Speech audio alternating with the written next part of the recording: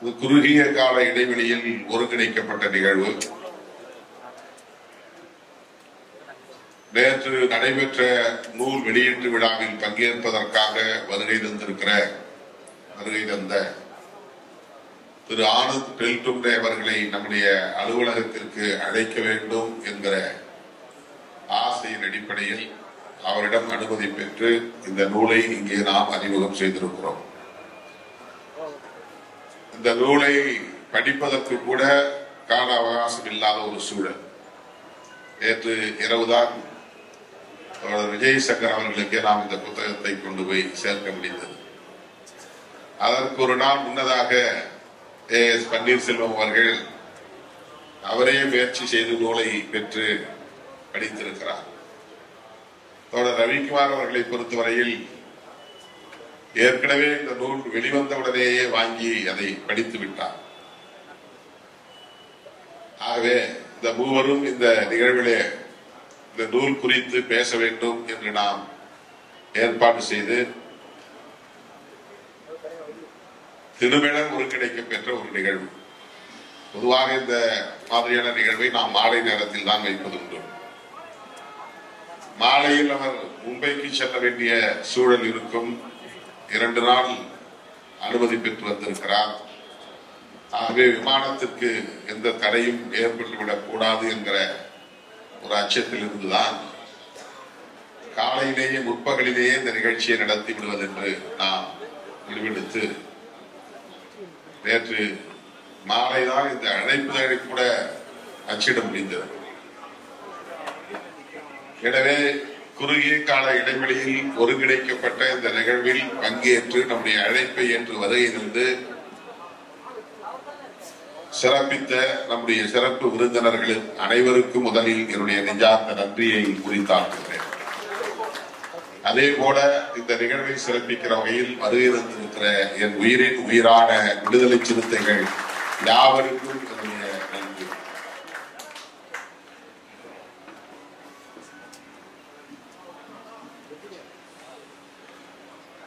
ஐக்கனோகிளாஸ்ட் என்கிற இந்த சொல்லுக்கு என்ன பொருள் என்பதை இங்கே எடுத்து சொன்னார்கள்.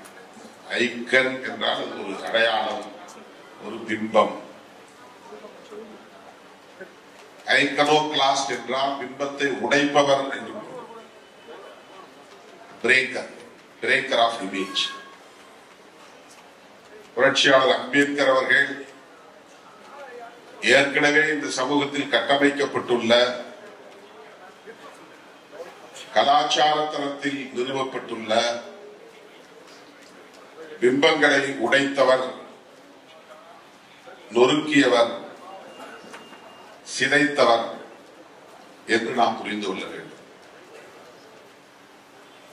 அப்படி உடைத்தால்தான், சிதைத்தால்தான் புதிய கட்டுமானத்தை உருவாக்க முடியும். பழைய வீடு, பாழடைந்த வீடு இருக்குன்னா அதை இடிச்சுட்டு தான் புதுசா வீடு கட்ட முடியும். அதை நாம் ரெனோவேஷன் பேர்ல ரிப்பேர் பண்ணிட்டு போய் உட்கார்ந்தா என்னைக்காவது நம்ம தலையில விழுந்துரும். ஆகவே எப்படி ஒரு பழைய பாழும் கட்டிடத்தை இடித்து விட்டு புதிதாக ஒரு இல்லத்தை நமக்கு தேவைக்கு ஏற்றார் போல நம் விருப்பம் போல கட்டி எழுப்புகிறோமோ, அதை போல புரட்சியாளர் அம்பேத்கர் அவர்கள் ஆயிரக்கணக்கான ஆண்டுகளாக இந்த சமூகத்திலே நிறுவப்பட்டிருக்கிற பழைய பிற்போக்குவாத மூட நம்பிக்கைகள் மலிந்த, பாகுபாடுகள் நிறைந்த, கேடுகள் நிறைந்த கட்டமைப்பை, சோசியல் ஸ்ட்ரக்சர், சமூக கட்டமைப்பை நொறுக்கியவர் என்று பொருள். அதற்கு அவர் ஆயுதங்களை ஏந்த வேண்டும் என்று ஆயுத பயிற்சி எடுக்க போகவில்லை, தலைமறைவாகவில்லை, படை கட்டவில்லை. ஆனால் அதை நொறுக்க முடியும் என்கிற மேஜிக் அவரிடத்திலே இருந்தது, இந்த ஆற்றல் இருந்தது.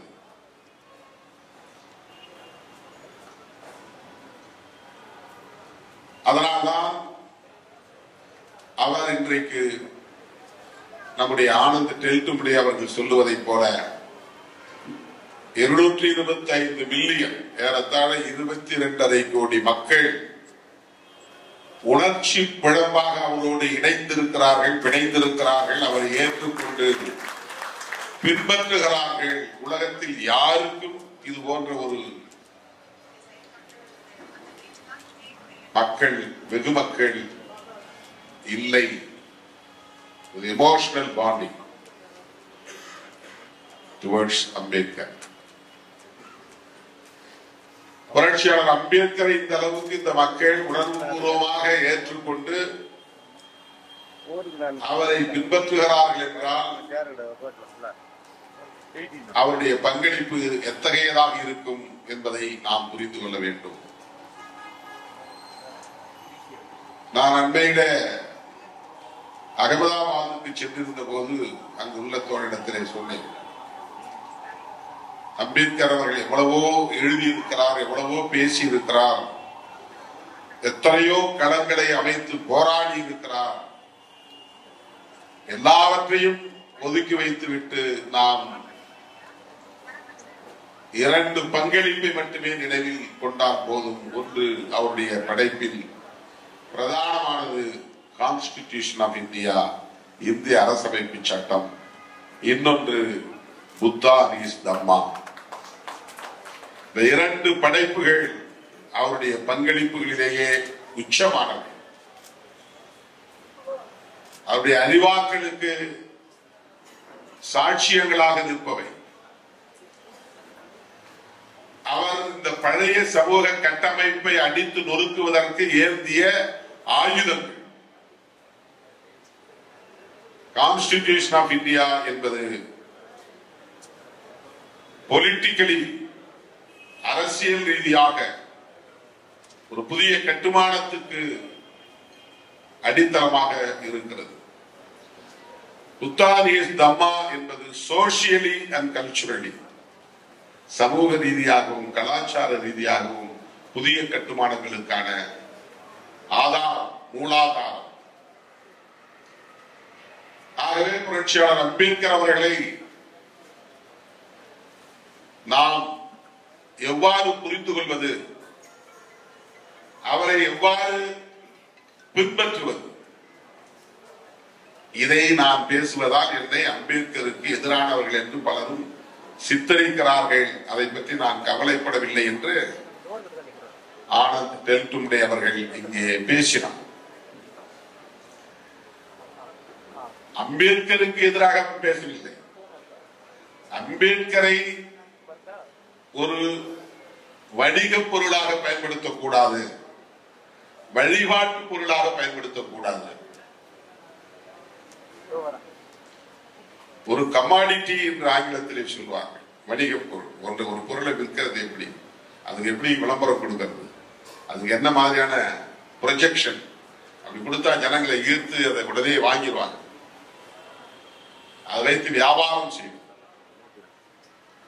இன்னொன்று, அவருடைய கருத்துக்களை பற்றி கவலைப்படாமல் அவர் எங்கள் தலைவர், எங்கள் சமூகத்தை சார்ந்தவர், எங்களை மீட்ட மீட்பர் என்று மட்டுமே அவரை கண்மூடித்தனமாக பின்பற்றுவது. வர்ஷிப்பிங் அண்ட் கமாடிஃபைங், இந்த 2ம் கூடாது என்பதுதான் ஆனந்த் டெல்டும்படி அவர்கள் இங்கே பேசிய கருத்து. அது கூடாது. இதை பேசுகிற போது இவர் அம்பேத்கருக்கு எதிராக பேசுகிறார் என்று பலர் விமர்சனங்களை வைக்கிறார். ஆனால் நான் அதை பற்றி கவலைப்படவில்லை.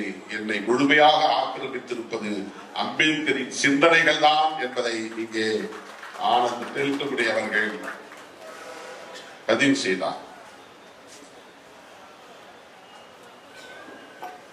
புரட்சியாளர் அம்பேத்கருடைய அன்பு மகன் யஷ்வந்த்ராவ், அவருடைய மகன் பிரகாஷ் அம்பேத்கர், அவருடைய உடன் பிறந்த தங்கை தான் ரமா. அவருடைய கணவர் ஆனந்த் டெல்டும்படி, பேத்தியின் கணவர்.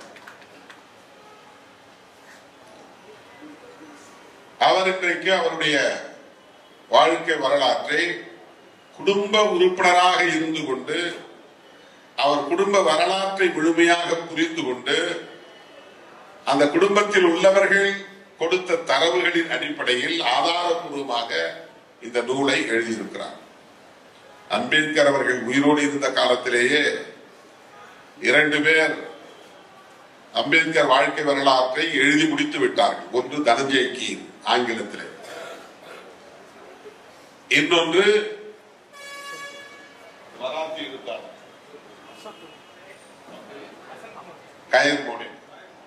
கயர்மோனே மராத்தி எழுத்தாளர். அந்த மராத்தி மொழியிலேயே எழுதியிருக்கிறார். பல வால்யூம்ஸ், பல தொகுப்புகள். அம்பேத்கரை படித்து பார்த்துங்க, நூல் தான். ஆனாலும் கூட அவர்கள் இருவரும் எப்படிப்பட்டவர்கள் என்பதை எழுதுகிறார். தனஞ்சய் கீர் ஒரு சாவர்கர் சிந்தனையாளர். சாவர்கர் யாருன்னு உங்களுக்கு தெரியும், சாவர்கரைட். அவர் எப்படி அம்பேத்கரை பார்ப்பார், எந்த கோணத்திலே அவரை அணுகுவார், அந்த தரவுகள் எப்படிப்பட்டதாக இருக்கும், அவருடைய ப்ரொஜெக்ஷன் எப்படி இருக்கும் என்பதை நாம் யூகித்துக் கொள்ளலாம். மராத்தி மொழியிலே எழுதிய அவரும் கூட ஒரு ரேடிக்கல் திங்கர் என்று சொல்ல முடியாது, ஒரு முற்போக்கான சிந்தனையாளர் என்று சொல்ல முடியாது. ஆனால் இன்றைக்கு இந்த வரலாற்று நூல்கள் ஏராளம் இருக்கிற சூழலில் அந்த குடும்பத்தை சார்ந்த ஒருவராக இருந்து ஆதாரபூர்வமான தரவுகளோடு அவர் எழுதியிருக்கிற இந்த நூல் இன்றைக்கு ஒரு காலத்தின் தேவையாக இருக்கிறது. அவரிடத்தில் நாங்கள் ஒரு வேண்டுகோள் வைத்திருக்கிறோம். இதை தமிழ்படுத்தி வெளியிடக்கூடிய உரிமையை எங்களுக்கு தாருங்கள் என்று கேட்கிறோம். அவர் அதற்கு இசைவளித்திருக்கிறார். ஏற்கனவே ஒருவர் தமிழாக்கம் செய்து கொண்டிருக்கிறார் என்று சொன்னால் அவர் தமிழாக்கம் செய்யட்டும். அதை விடுதலை சிறுத்தைகளின் பங்களிப்பு மகத்தானது. ஏன் என்றால் நமக்கு ஒரு கிளாரிட்டி இருக்கு. எது அம்பேத்கர் கருத்தியல் என்கிற புரிதல் நம்மிடத்திலே இருக்கிறது. அதைவிட தற்காலிகமான வளர்ச்சிக்காக, தற்காலிகமான புகழுக்காக, தற்காலிகமான அதிகாரத்திற்காக நாம் அம்பேத்கரின் பாதையை விட்டு வழிவிட முடியாது. 4 எம்எல்ஏ போதாது, அது 10 மாறணும் அப்படின்னு சொல்றதுல என்ன பெரிய வளர்ச்சி இருக்கு? 4 10 ஆகிவிட்டால் மாற்றம் நிகழ்த்த முடியுமா? 2 எம்பிக்கள் போதாது, அது 5 எம்பிக்களாக வேண்டாமா? 2 2ஆக இருந்தாலும் அது 5ஆக மாறினாலும் ஒரே இம்பாக்ட் தான். ஒன்னும் பெருசா நீங்க சாதிச்சிட முடியாது. தனிநபர்கள் அதிகாரம் பெறுவது என்பதல்ல, பதவி பெறுவது என்பதல்ல, சமூக மாற்றத்தை ஏற்படுத்துவதற்கான தாக்கத்தை நாம் உருவாக்க வேண்டும். அதுதான் முக்கியமானது. புரட்சியாளர் அம்பேத்கருடைய கனவு அதுதான். அவர் மட்டும் கான்ஸ்டிடியூஷனை எழுதாமல் இருந்திருந்தால் இந்த மண்ணில் செக்யூலரிசம் என்பதை பற்றி பேசுவதற்கான வாய்ப்பே இல்லாமல் போயிருக்கும். எழுதுகிற போதே இந்த தேசத்திற்கான அரச மதத்தை அவர்கள் முடிவு செய்திருப்பார்கள். எழுதுகிற போதே இந்த தேசம் ஒரு மதம் சார்ந்த தேசம் என்பதை உறுதிப்படுத்தி இருப்பார்கள். காலம் தந்த கொடையாக புரட்சியாளர் அம்பேத்கர் அந்த சூழலில் பிறந்திருக்கிறார். அவர் கொஞ்சம் முன்னால பிறந்திருந்து காலமாகி இருந்தார், அல்லது நம்மை போல பின்னால் பிறந்திருந்து அந்த வாய்ப்பை பெறாமல் இருந்திருந்தால் இந்த நாடு ஏற்கனவே சங்பரிவார்கள் விரும்பியதை போல கட்டமைக்கப்பட்டிருக்கும், உருமாற்றம் செய்யப்பட்டிருக்கும். இந்த நாட்டுக்கான அரசமைப்பு சட்டத்தை ஒரு சங்கி எழுதியிருக்கக்கூடிய வாய்ப்பு உருவாகி இருக்கும், ஒரு சாவர்கரைட் எழுதியிருக்கக்கூடிய வாய்ப்பு உருவாகி இருக்கும். ஆனால் புரட்சியாளர் அம்பேத்கர் அவர்கள் அந்த அளப்பரிய வாய்ப்பை பெற்றதன் வாயிலாக நமக்கு கிடைத்திருக்கிற மிகப்பெரிய ஆயுதம் கான்ஸ்டிடியூஷன் ஆஃப் இந்தியா.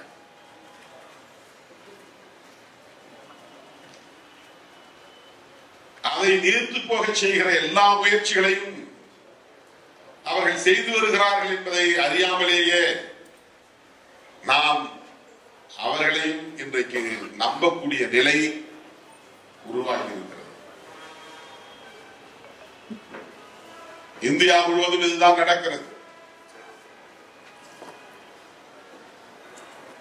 பெரியாரை நேரடியாக அவர்கள் எதிரி என்று அடையாளம் காட்ட முடிகிறது. அம்பேத்கரை எப்படி அவர்களால் அடையாளம் காட்ட முடியவில்லை, நேரடியாக எதிர்க்க முடியவில்லை. பெரியாரை எதிரி என்று காட்டுகிற அந்த அணுகுமுறை சரி. அம்பேத்கரை தங்களுடைய மதிப்புக்குரியவர் என்று காட்டுவது ஆபத்தானது. அம்பேத்கரை விழுங்கி செரிக்க பார்க்கிறார்கள். இதை தடுப்பது இன்றைக்கு நம் முன்னால் இருக்கிற முக்கியமான சவால்.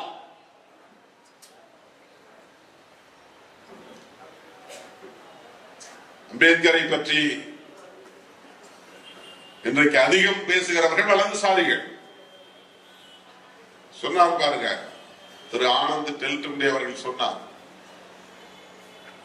ஏன் பிஜேபிக்கு இந்த மக்கள் வாக்களிக்கிறார்கள், இந்த மக்களுடைய எமோஷனல் பாண்ட் என்னங்கிறத புரிஞ்சு வச்சிருக்கிறார். அவர் அந்த பல்ஸை பிடிச்சு வச்சிருக்கிறார், அந்த வீக்னஸ் புரிஞ்சு வச்சிருக்கிறார். அவர் சொல்றார், அம்பேத்கரினுடைய கடவுள்ங்கிறார். யாரு? Modi. Baba Sahib is my God. பிரதமர் மோடி சொல்லுகிறார். இந்த மக்கள் அதை நம்பி ஏமாந்து போகிறார். தோழர்களே, விடுதலை சிறுத்தைகளின் பணி தமிழ்நாட்டு எல்லையோடு முடிந்துவிடக் கூடாது. இந்தியா முழுவதும் விரைவில் பரவ வேண்டிய தேவை இருக்கிறது. எலெக்ஷன்ல மறந்துருக்கு, தேவையில்லை. எலெக்ஷன்ல கூட்டணியில் இருக்கணும், அதை ஜெயிக்கணும், இதை ஜெயிக்கணும், அதல்ல பிரச்சனை. அது நம்முடைய முக்கியமான அஜெண்டா கிடையாது. ஆனா அதுல ரொம்ப தெளிவா இருக்கணும். அந்த அஜெண்டா நமக்கு வேண்டாம், அது செகண்டரி தான் கூட நாம எலெக்ஷனை சந்திச்சாகணும், கூட்டணியில தொடர்ந்தாகணும் போது அதுலயும் நாம தெளிவா இருந்தாகணும். அதுக்கான ஒரு ஃபைட்டிங் தான் இப்ப நடந்துகிட்டு இருக்கு. அதுக்கான ஒரு சண்டை தான் இப்ப நடந்துகிட்டு இருக்கு. அவர்கள் நினைப்பதை போல நான் அவர்கள் விரும்புவதை செய்ய வேண்டும், அவர்கள் விரும்புவதை சொல்ல வேண்டும், அவர்கள் விரும்புவதை முடிவாக எடுக்க வேண்டும் என்று எதிர்பார்க்கிறார்கள். ஏன் என்ன முடிவு எடுக்கல, ஏன் என்ன கருத்து சொல்லல? உங்க எதிர்பார்ப்புகள் எல்லாம் எதிர்வினையாற்றுவதற்காகவா நாங்கள் இயக்கம் வைத்திருக்கிறோம்?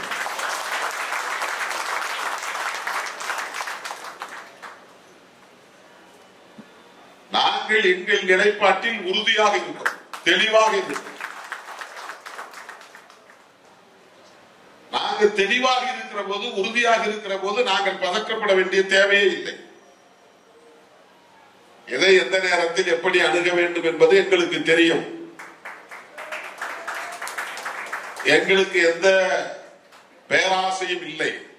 அங்கே போனால் அல்லலாமா, இங்கே போனால் வாரலாமா, இந்த வாய்ப்பை பயன்படுத்திக் கொள்ளலாமா, ஐயோ இந்த வாய்ப்பை விட்டால் என்ன ஆவது?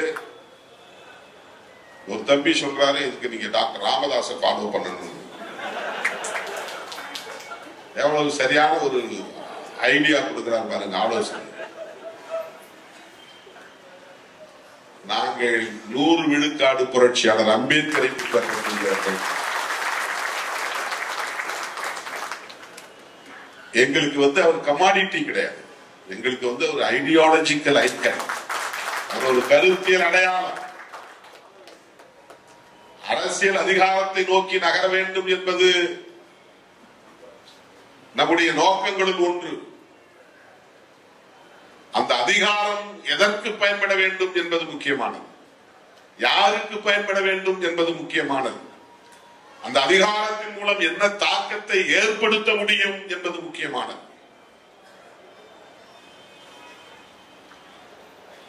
அந்த தெளிவில்லாமல் நாங்கள் இந்த அரசியல் களத்தில் இல்லை.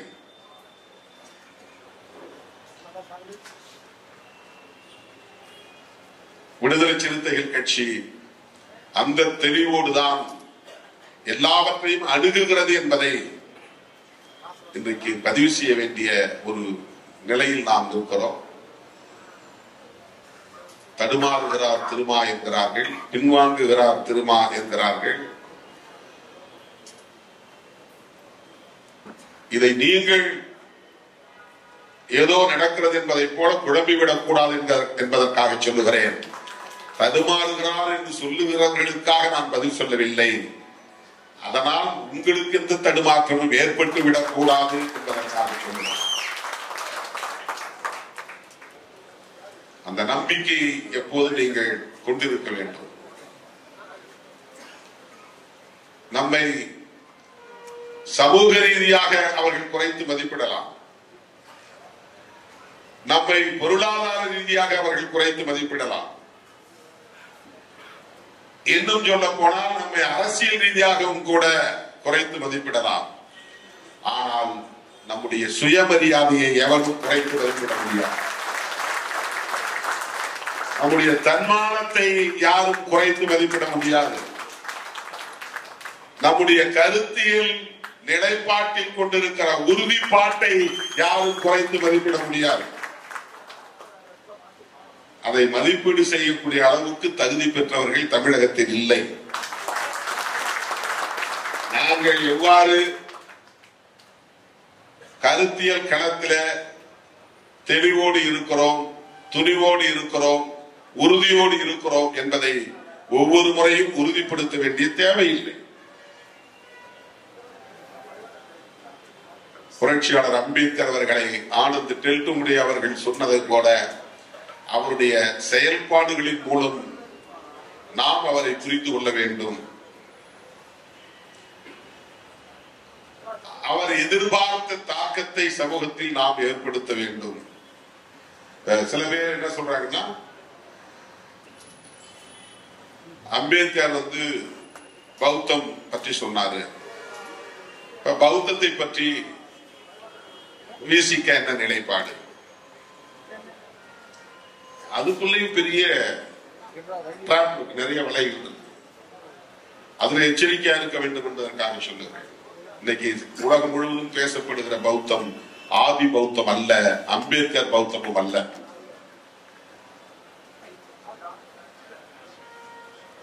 அது கவனமாக இருக்க வேண்டும். அதனால்தான் புரட்சியாளர் அம்பேத்கர் நவயானா என்கிற பெயரில் புத்தான் இஸ் தம்மா என்கிற ஒரு நூலை எழுத வேண்டிய தேவை எழுந்தது. இல்லைன்னா ஏற்கனவே நிறைய டெக்ஸ்ட் இருக்குல்ல, பௌத்தத்தை பற்றி நிறைய நூல்கள் இருக்கின்றன, அது போதும் எடுத்துக்கலாம் இல்லையா? இப்ப புதுசா ஒருத்தர் உருவாகி நான் புதிய பைபிள் எழுத போறேன் யாராவது கிறிஸ்டியானிட்டியில் எழுதுவாங்களா? ஏற்கனவே பைபிள் இருக்கு. புதுசா ஒருத்தர் நான் குரான் எழுத போறேன் யாராவது எழுதுவாங்களா? ஏற்கனவே குரான் இருக்கு. பௌத்தத்துக்கு ஏற்கனவே நிறைய ஸ்கிரிப்ட் இருக்கும் போது, டெக்ஸ்ட் இருக்கும் போது, அதற்கான தத்துவார்த்த நூல்கள் இருக்கிற போது ஏன் அம்பேத்கர் அவர்கள் புத்தான் இஸ் தம்மா என்று ஒரு புதிய நூலை எழுத வேண்டும்? அந்த நூலை எழுதி முடித்த 3வது நாள் உறக்கத்திலேயே அவர் இறந்து போனார்.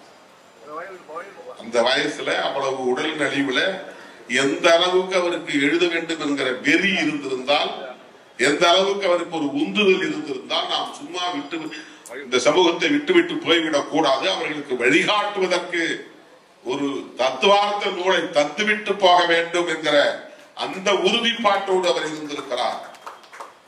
நம்மளாம் தலைவடிச்சுன்னா ஐயான்னு போய் முடங்கிடுறோம், சுருங்கிடுறோம், ஒரு அறிக்கை கூட எழுத முடியல நம்மால. ஆனா ஒரு நூல், அது என்ன எப்படிப்பட்ட நூல்? ஏதோ சும்மா ஒரு ரெஸ்பாண்ட் பண்ணக்கூடிய ஒரு ரிஜாயிண்டர் இல்லை, ஒரு பிரச்சனைக்கு ஒரு பதில் சொல்லக்கூடிய அறிக்கை கிடையாது. நான் ஒரு விளக்கம் சொல்றேன். எல்லோருக்குமான தலைவர் நூல் வெளியீட்டு விழாவில் என்னால் பங்கேற்க இயலவில்லை அப்படின்னு நான் ஒரு விளக்கம் சொல்றேன். அது சாதாரணமானது, அதுக்கு ஒரு பெரிய டீப் திங்கிங் உங்களுக்கு தேவை கிடையாது. அது ஒரு விளக்கம், ஒரு ஆக்ஷனுக்கு ரியாக்ஷன், ஒரு கேள்விக்கு ஒரு பதில், ஒரு குழப்பத்திற்கு ஒரு தெளிவு. ஆனா புத்தானி தம்மா என்பது அப்படிப்பட்டதல்ல. ஒரு பிரச்சனைக்கு சொல்லக்கூடிய பதில் அல்ல, எதிர்வினை அல்ல. அது காலம் காலத்திற்கும் இந்த மக்களுக்கு வழிகாட்டக்கூடிய ஒரு புனித நூலாக அது அமைய வேண்டும் என்கிற பொறுப்புணர்வோடு எழுதப்பட்ட ஒரு நூல். எந்த அளவுக்கு அவருக்கு அந்த தளத்தில் ஆழ்ந்த அறிவு இருந்திருக்கும் என்பதற்கு அந்த நூல் ஒரு சான்று. தத்துவார்த்த தளத்தில் சும்மா ஒரு புத்தகத்தை படிச்சுட்டு 2-3 புத்தகத்தை படிச்சுட்டு அதை வச்சு இன்னொரு புத்தகம் எழுதுறதுங்கிறது அல்ல. காலம் காலமாக இந்த சமூகத்தை நீடித்து நிலைத்திருக்கக்கூடிய பல்வேறு வகையான ஸ்கூல் ஆஃப் தாட்ஸ், சிந்தனை பள்ளிகள். இந்துத்துவம் என்ன சொல்லுகிறது, கிறிஸ்தவம் என்ன சொல்லுகிறது, பௌத்தம் ஆதி பௌத்தம் என்ன சொல்லுகிறது, இஸ்லாம் என்ன சொல்லுகிறது, இந்த மக்கள் ஏற்கனவே இருக்கக்கூடிய பூர்வீக குடி பழங்குடி மக்களின் கலாச்சாரம் என்ன, வாழ்வியல் தத்துவங்கள் என்ன, அவர்கள் பின்பற்றக்கூடிய சடங்கு சம்பிரதாயங்கள் என்ன, அவையெல்லாம் எந்த பின்னணிய பங்களிப்பு. ஆனந்த் டெல்தும்டே அவருடைய பங்களிப்பிலே இந்த பங்களிப்பு top most contribution of Anand Teltumbde regarding Baba Saheb Ambedkar's ideology. The left oriented writer Sri Anand Teltumbde. He doesn't bother about the ruling oppression. ஆளுங்கட்சியினுடைய அடக்குமுறைகளுக்கு அவர் அஞ்சக்கூடியவர் அல்ல. அவர் சிறைப்படுத்தப்பட்ட உடனே நான் மும்பைக்கு போய் அவருடைய அருமை துணைவியாரை சந்தித்து ஆறுதல் சொன்னேன். அவரை மீட்பதற்கு விடுவிப்பதற்கு பல முயற்சிகளை மேற்கொண்டேன். அது நிறைவேறவில்லை.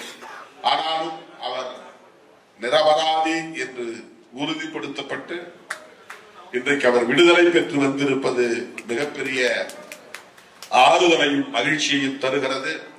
விடுதலை சிறுத்தைகள் என்றென்றைக்கும் திரு ஆனந்த் டெல்தும்டே அவர்கள் எடுக்கக்கூடிய அனைத்து முயற்சிகளுக்கும் உற்ற துணையாக இருப்போம் என்பதை சொல்லி I would like to appreciate Sri Anand Teltumbde for his great contribution on Dr. Ambedkar ideology. லட்சக்கணக்கான விடுதலை சிறுத்தைகளின் சார்பிலே அவருக்கு வாழ்த்துக்களையும் பாராட்டுகளையும் நன்றியையும் தெரிவித்து நிறைவு செய்கிறேன். நன்றி, வணக்கம்.